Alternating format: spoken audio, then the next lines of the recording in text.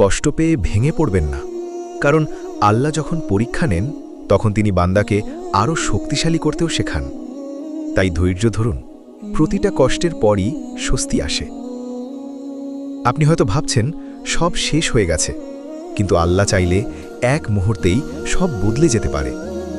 তাই হতাশ নয়, সবসময় রবের উপর ভরসা রাখুন। মানুষ আপনার কষ্ট বুঝুক বা না বুঝুক, আল্লাহ ঠিকই আপনার নীরব কান্না শুনছেন। তাই মানুষের কাছে নয়, রবের কাছেই মন খুলে বলুন। যে মানুষ আল্লাহর উপর ভরসা করতে শেখে, তার জীবন থেকে ভয় ধীরে ধীরে হারিয়ে যায়, কারণ সে জানে তার রব কখনো তাকে একা ছেড়ে দিবেন না। কখনো কখনো দেরি হওয়াটাও রহমত, কারণ আল্লাহ সঠিক সময় রাগ পর্যন্ত কিছু জিনিস দেন না। তাই সবকিছু না পেলেও বলুন আলহামদুলিল্লাহ।